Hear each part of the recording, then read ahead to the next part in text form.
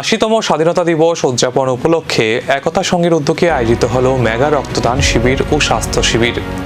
মানবিকতার বার্তা নিয়ে আয়োজিত এই কর্মসূচির উদ্বোধন করেন আগরতলা পৌর নিগমের মেয়র তথা দীপক মজুমদার। অনুষ্ঠানে উপস্থিত ছিলেন ডেপুটি মেয়র মনিকা দাস দত্ত, ২৬ নম্বর ওয়ার্ডের কাউন্সিলর শিল্পী দেওয়ান দাস, ১৩ নম্বর প্রতাপগড় বিধানসভা কেন্দ্রের মণ্ডল সভাপতি স্বপ্না দাস, প্রতাপগড় যুব মোর্চার মনীষ চক্রবর্তী, ক্লাব সভাপতি সুখেন সাহা সহ অন্যান্য বিশিষ্ট ব্যক্তিরা। স্বাধীনতার ৮০ বছর পূর্তিতে স্মরণীয় করে তুলতেই এই উদ্যোগ বলে জানানো হয়। রক্তদান শিবিরের পাশাপাশি স্বাস্থ্য শিবিরের মাধ্যমে সাধারণ মানুষের স্বাস্থ্য সচেতনতা বাড়ানোর উদ্যোগ নেওয়া হয়। আয়োজকদের আশা, স্বাধীনতা দিবসে এই কর্মসূচি সমাজের মানবিকতা, সহযোগিতা এবং মানুষের পাশে দাঁড়ানোর বার্তা আরও ছড়িয়ে দেবে।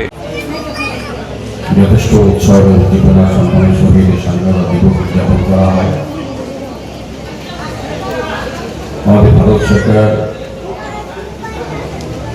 ঘোষণা করেছে এবার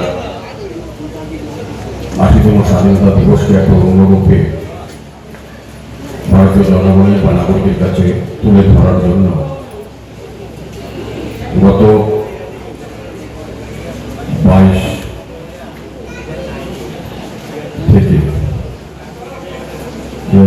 থেকে গত বছর অব্দি